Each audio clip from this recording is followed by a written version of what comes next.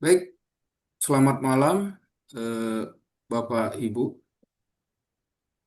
terutama Ibu Mutiara Rizky Nurrahmi, SAK MAK, dosen dari mata kuliah Sistem Pengendalian Manajemen kelas AK 709. Mohon izin Ibu, kami pada malam hari ini akan membahas tentang pemahaman terkait dengan pengendali, auditor, dan masalah etis, di mana kami dari kelompok 7 yang beranggotakan saya sendiri, Sarwan Muri Sarahap. Lalu ada Satria Wahyu Prayoga, ada Sofia Ranti MZ, Syahrul Ramadan, Tienta Samosir, Wibi Prasetyo, Wida Fitrianingsih, Wisnu Asis Pambudi, Widya Fernanda, Yosefina Roventi Bonlai, Zakia Kusuma Wardani, dan juga Zulfa Ibkar Bakita. Izin saya coba share screen materi yang akan kami sampaikan.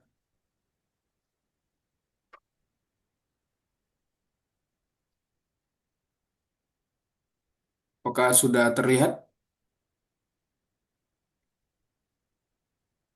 Teman-teman, apakah layar di Udah Kak, udah layar? bagus Kak.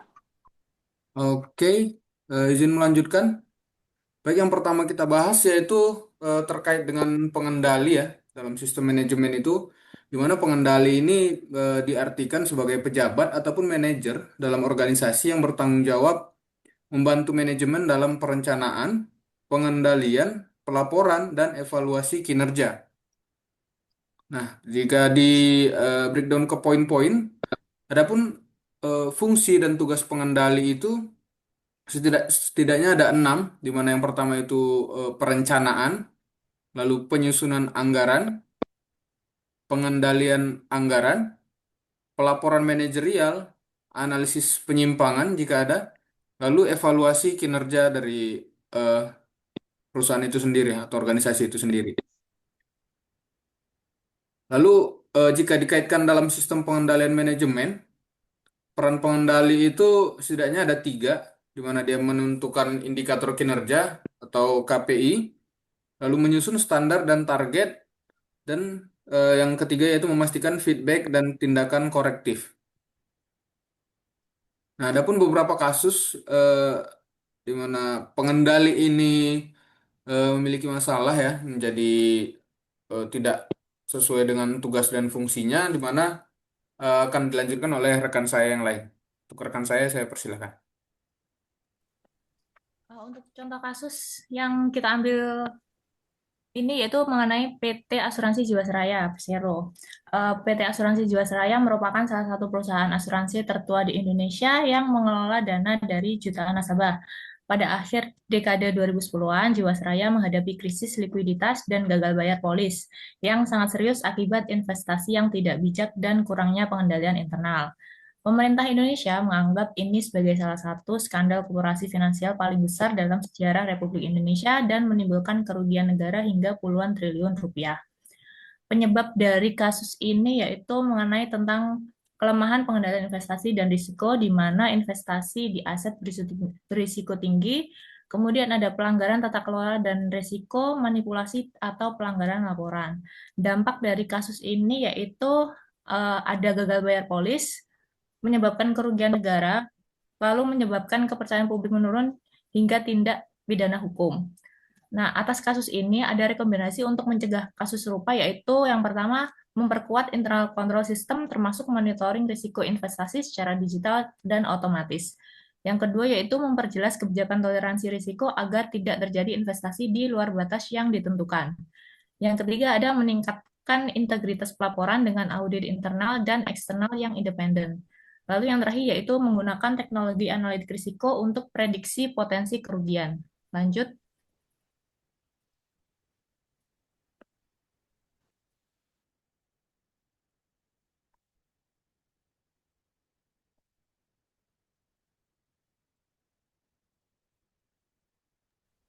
Untuk contoh kasus selanjutnya yaitu mengenai skandal akuntansi Toshiba, di mana skandal akuntansi Toshiba ini terjadi akibat penggelembungan laba sekitar 2 miliar USD yang dilakukan secara sistematis selama beberapa tahun. Dalam praktik ini dipicu oleh tekanan kuat dari manajemen puncak untuk mencapai target laba yang tidak realistis. Dalam pelaksanaannya, manipulasi dilakukan melalui penundaan pengakuan kerugian dan percepatan pengakuan pendapatan. Penyimpangan tersebut melibatkan berbagai divisi sehingga mencerminkan permasalahan yang bersifat sistemik, bukan kesalahan individu. Kasus ini akhirnya terungkap pada tahun 2015 melalui investigasi independen. Modus dari operasi ini yaitu adanya manipulasi laba melalui penundaan kerugian dan percepatan pendapatan. Kedua, ada tekanan target laba dari manajemen puncak ke seluruh level organisasi. Yang ketiga yaitu ada pembiaran oleh fungsi pengendalian sehingga praktik berlangsung sistemik. Dampak dari kasus Toshiba ini yaitu adanya laporan keuangan yang tidak andal dan menyesatkan pengambilan keputusan. Lalu ada hilangnya kepercayaan investor serta penurunan reputasi perusahaan dan banyak pengunduran diri manajemen puncak dan perombakan sistem pengendalian. Lanjut.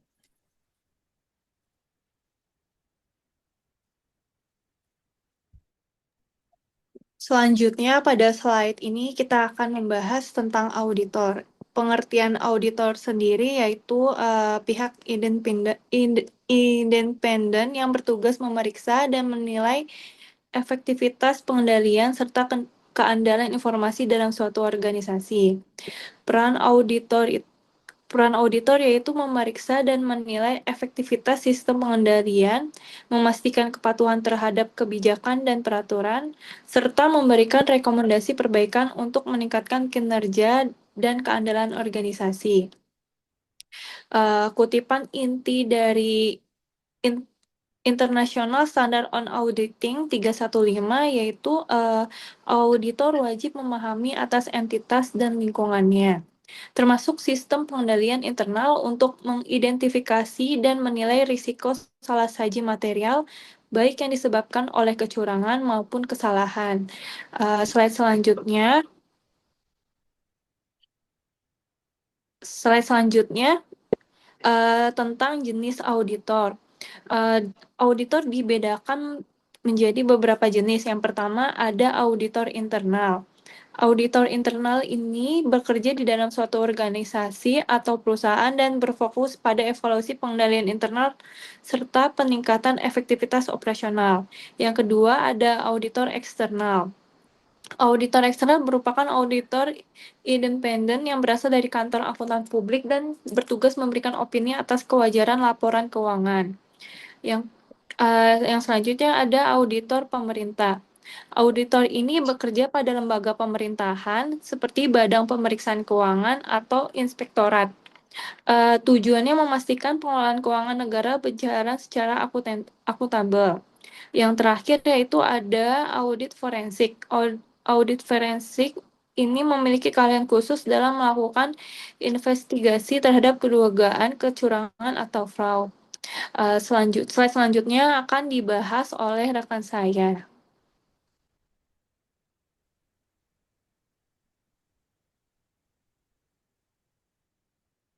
Baik, untuk yang berikut tentang contoh kasus auditor. Yang pertama, audit eksternal. Contohnya pada PT XYZ Tbk perusahaan manufaktur, PT tersebut Tbk mengalami penurunan laba yang signifikan pada tahun berjalan.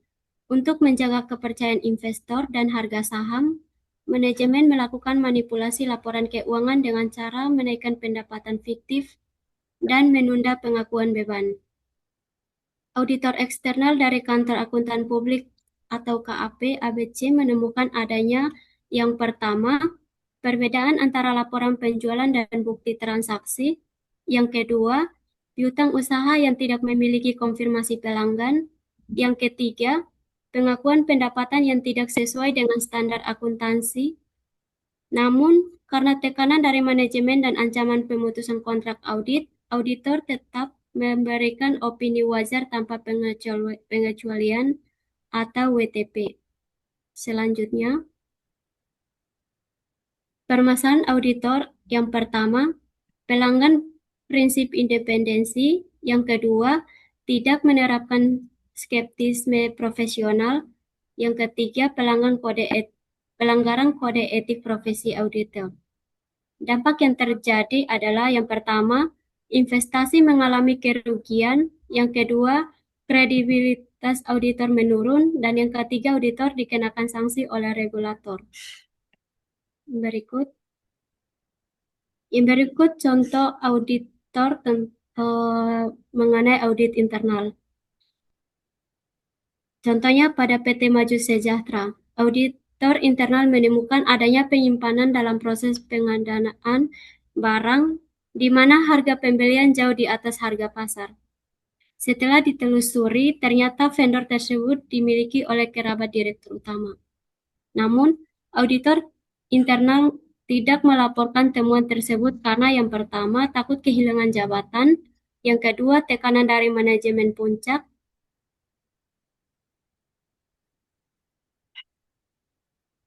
permasalahan auditor, yang pertama konflik kepentingan, yang kedua lemahnya fungsi pengendalian internal, dan yang ketiga tidak dijalankannya prinsip good corporative governance. Solusi yang seharusnya adalah yang pertama, auditor melaporkan temuan kepada komite audit, yang kedua, perusahaan memperkuat sistem pengendalian internal, dan yang ketiga, penegakan etika dan independensi auditor internal. Berikut akan dilanjutkan sama rekan saya. Terima kasih. Baik, selanjutnya kita menuju ke pertemuan 15 mengenai masalah etis yang terjadi terkait dengan pengendalian manajemen. Sebelum masuk ke materi, kita terlebih dahulu mengenali pengertian dari analisis etis. Analisis etis adalah proses menilai keputusan, kebijakan, dan tindakan manajemen berdasarkan nilai moral, norma, dan prinsip etika. Dalam sistem pengendalian manajemen, analis etis itu membantu memastikan bahwa target kinerja, kemudian sistem insentif, dan juga prosedur pengawasan itu tidak mendorong perilaku menyimpang atau tidak etis. Selanjutnya, nah, mari kita kenali mengapa analis etis itu sangat penting dalam pengendalian manajemen. Yang pertama, analis etis berperan penting dalam mencegah perilaku tidak etis akibat tekanan target kinerja. Dalam sistem pengendalian manajemen, perusahaan sering menetapkan target yang tinggi. Jika tidak disertai dengan analisis etis, kondisi ini bisa mendorong karyawan untuk memanipulasi data, melakukan kecurangan, bahkan mengabaikan nilai-nilai kejujuran demi mencapai target semata. Melalui analisis etis, manajemen juga dapat memastikan bahwa target yang ditetapkan tetap menantang, namun realistis dan juga bermoral. Kedua, analis etis membantu menjaga integritas dan juga reputasi perusahaan. Keputusan manajemen yang tidak etis dapat merusak kepercayaan publik, menurunkan citra perusahaan, serta menimbulkan risiko sanksi hukum. Dengan adanya analisis etis, manajemen didorong untuk mempertimbangkan dampak jangka panjangnya dari setiap keputusan, bukan hanya keuntungan sesaatnya. Kemudian yang ketiga, yaitu analis etis mendukung pengambilan keputusan yang lebih seimbang. Analis etis mendorong manajemen untuk tidak hanya berfokus pada angka saja dan juga ataupun nilai keuangan, tapi juga mempertimbangkan hak karyawan, kepentingan pelanggan, serta dampak keputusan terhadap masyarakat. Dengan demikian, keputusan yang diambil mencerminkan nilai kemanusiaan dan juga keadilan. Yang keempat ataupun yang terakhir, analis etis berkontribusi dalam menciptakan budaya organisasi yang sehat.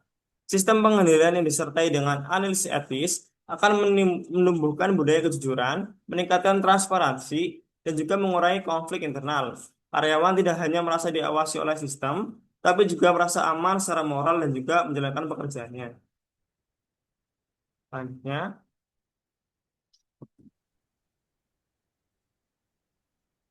Selanjutnya, akan dijelaskan oleh rekan saya. Selanjutnya, contoh nyata kasus yang terjadi di Amerika Serikat, yaitu kegagalan analisis etis dalam pengendalian manajemen. Salah satu contohnya yaitu Wells Fargo, salah satu bank terbesar di Amerika Serikat. Jadi pada tahun 2016 itu terungkap kasus yang mana alasannya yaitu penyebab utamanya yaitu manajemen menetapkan target penjualan produk per nasabah yang sangat agresif, sistem pengendalian dan insentif yang mana kinerja karyawan diukur dari jumlah akun baru, kemudian juga bonus dan keamanan pekerjaan bergantung pada pencapaian target. Jadi sehingga ribuan karyawan itu membuka rekening palsu tanpa persetujuan nasabah, juga memasukkan tanda tangan, membuat kartu kredit fiktif. Nah, praktik ini berlangsung bertahun-tahun dan diketahui oleh sebagian manajer.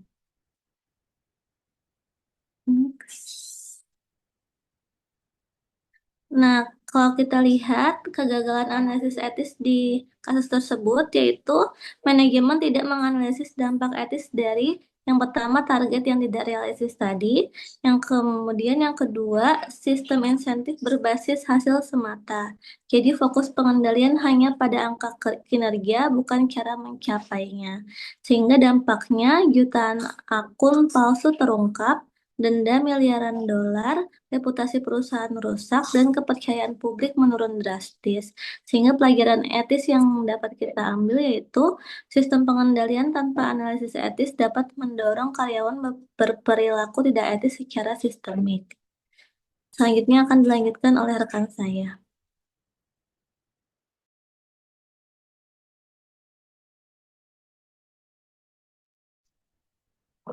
Untuk selanjutnya, yaitu mengapa manajemen bertindak secara tidak etis.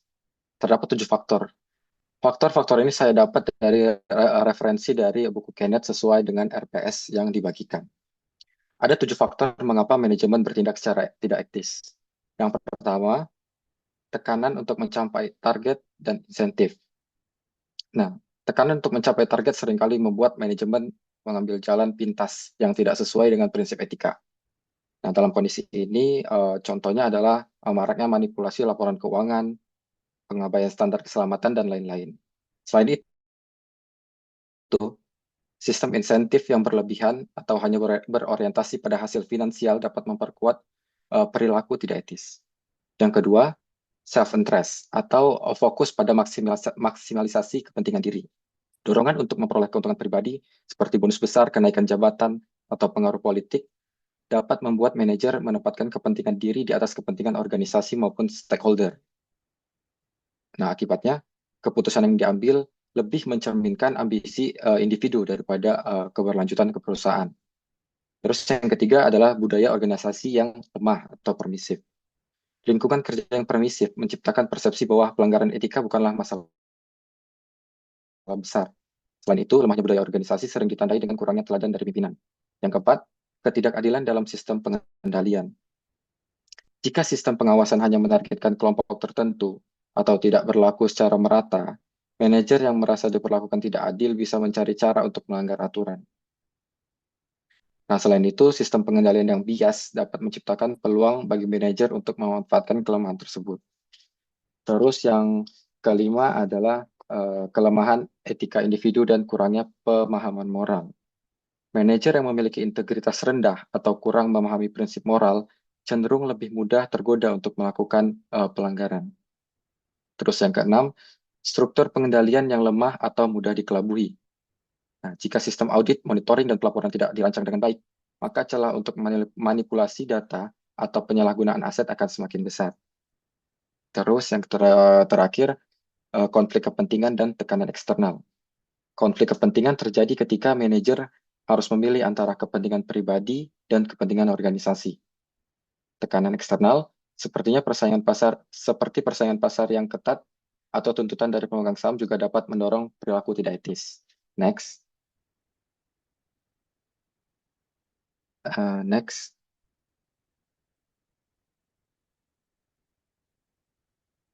Nah, pada slide ini saya bekerja sama dengan Kak. Ini slide Sebelum contoh kasus tadi, Kak. Sebelumnya. Previous. Ya, sedikit menjelaskan, harusnya ini dipresentasikan oleh Kak Wida Fitraningsih. No, next kasus.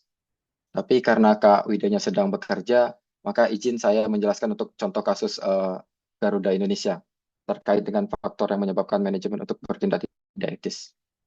Satu slide lagi. Next.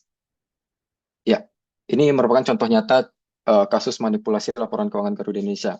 Jadi, Singkat saja, pada tahun 2019 PT Garuda Indonesia terbukti melakukan manipulasi laporan keuangan tahun buku 2018. Sorry, yang tadi Kak.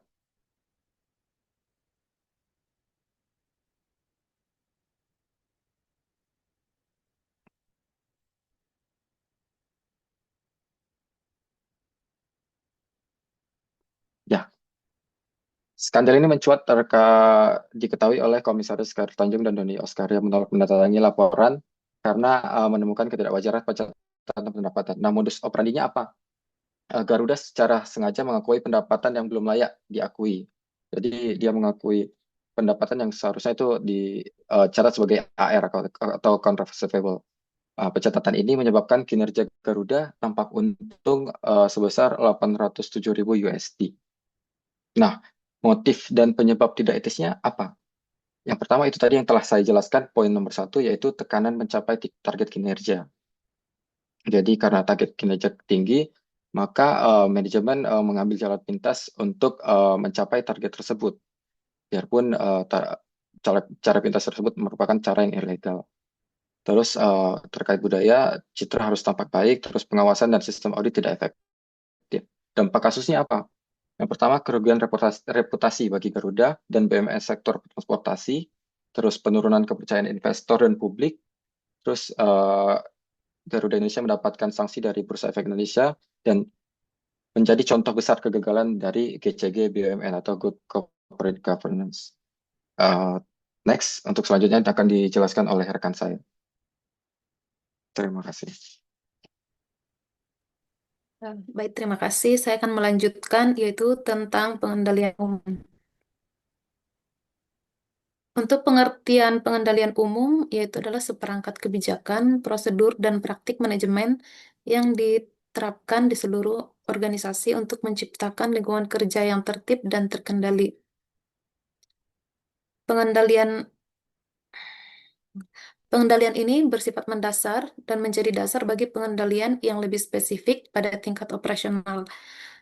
Kemudian untuk tujuan pengendalian umum ini adalah untuk memastikan bahwa setiap bagian organisasi bekerja sesuai dengan peran dan tanggung jawab, serta bertindak selaras dengan tujuan perusahaan. Dengan demikian, maka pengendalian umum akan membantu manajemen dalam mengarahkan perilaku karyawan dan manajer agar mendukung strategi organisasi. Next.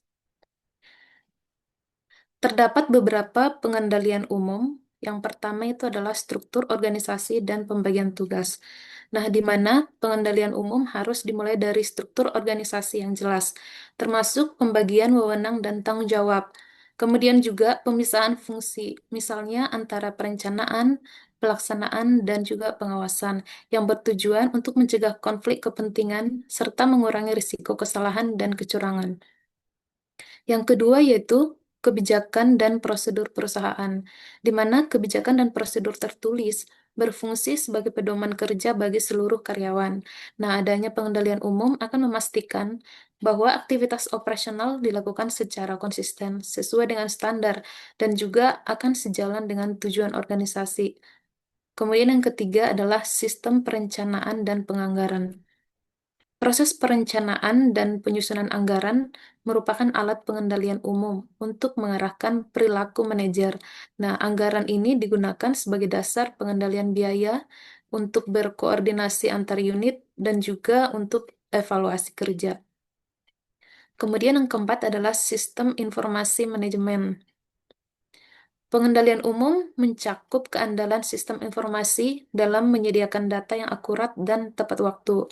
Nah, informasi yang berkualitas akan mendukung pengambilan keputusan manajerial dan juga memungkinkan manajemen untuk membantu kinerja organisasi secara efektif. Kemudian, pengendalian sumber daya manusia. Di sini adanya rekrutmen, adanya pelatihan dan penilaian kinerja, dan sistem penghargaan merupakan bagian dari pengendalian umum yang bertujuan untuk memastikan bahwa karyawan memiliki kompetensi dan motivasi yang selaras dengan sasaran organisasi. Kemudian yang terakhir, yang keenam, yaitu adalah budaya dan etika organisasi. bahwasanya nilai, norma, dan etika yang dianut organisasi akan berperan sebagai pengendalian umum yang bersifat informal. Budaya organisasi yang kuat dapat mengarahkan perilaku individu tanpa harus bergantung sepenuhnya pada aturan formal.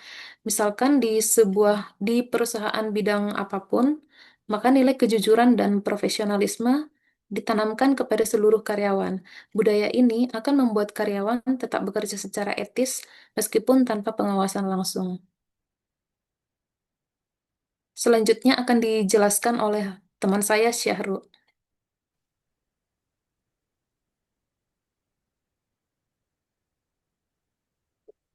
Selanjutnya, komponen pengendalian umum. Komponen pengendalian umum ada 4. Yang pertama, pengendalian organisasi dan manajemen.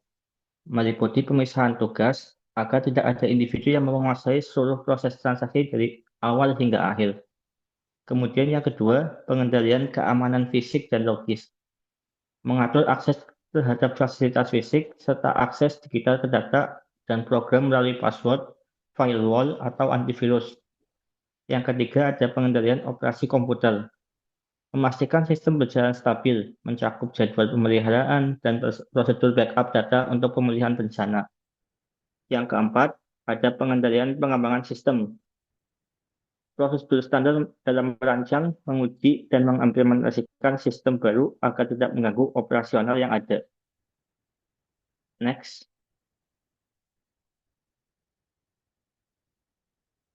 Untuk materi berikutnya akan dilanjutkan oleh rekan saya. Oke, baik, saya akan melanjutkan tentang budaya dan etika organisasi. Untuk yang pertama adalah budaya organisasi. Budaya organisasi sendiri berisi dengan nilai, kepercayaan, tradisi, dan cara kerja yang diterima dan dipraktikkan bersama oleh anggota organisasi. Budaya ini tampak dalam hal seperti disiplin, kerjasama, cara berkomunikasi, dan bagaimana visi misi diterjemahkan ke aktivitas sehari-hari. Selanjutnya,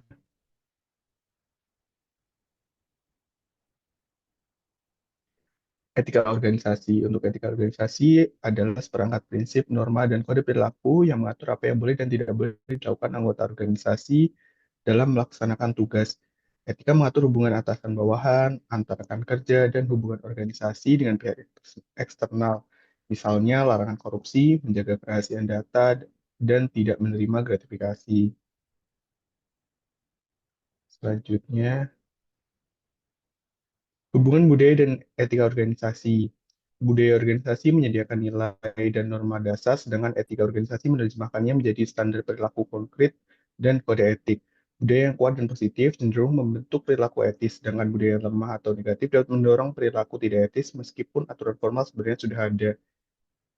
Selanjutnya akan dijelaskan oleh rekan saya. Selanjutnya yaitu penyebaran etika yang baik dalam organisasi. Next, etika sendiri berperan sebagai dasar dalam menciptakan disiplin, integritas, dan tanggung jawab dalam setiap aktivitas organisasi. Penyebaran etika sendiri tidak hanya bertujuan membentuk sikap individu, tetapi juga menjadi bagian dari mekanisme pengendalian untuk mengarahkan perilaku karyawan agar selaras dengan tujuan, kebijakan, dan kepentingan jangka panjang dari organisasi tersebut. Next. Penyebaran seni itu ada 7, yaitu yang pertama penetapan kode etik yang jelas dan tertulis, di mana organisasi harus memiliki kode etik yang mudah dipahami dan relevan dengan aktivitas bisnis. Yang kedua yaitu keteladanan pimpinan atau tone at the top, yaitu manajemen puncak harus menunjukkan perilaku etis secara konsisten. Yang ketiga yaitu sosialisasi dan pelatihan etika secara berkala, di mana nilai etika sendiri perlu disebarkan melalui orientasi karyawan baru, pelatihan rutin, dan diskusi kasus. Yang keempat yaitu integrasi etika dalam sistem penilaian kinerja, di mana perlu memasukkan kepatuhan terhadap etika ke dalam indikator kinerja atau KPI. Yang kelima yaitu penerapan sistem penghargaan dan sanksi yang adil, di mana apabila perilaku etis harus diapresiasi dan pelanggaran harus diberi sanksi yang tegas dan konsisten. Yang keenam yaitu penyediaan mekanisme pelaporan pelanggaran atau whistleblowing system, di mana menyediakan pelaporan yang aman dan rahasia untuk membantu organisasi mendeteksi penyimpangan yang terjadi dalam organisasi tersebut. Yang terakhir yaitu pengawasan dan evaluasi berkelanjutan, di mana perlu dilakukan audit internal dan evaluasi manajemen untuk menilai efektivitas penerapan etika. Selanjutnya saya kembalikan ke Kak Sarwan.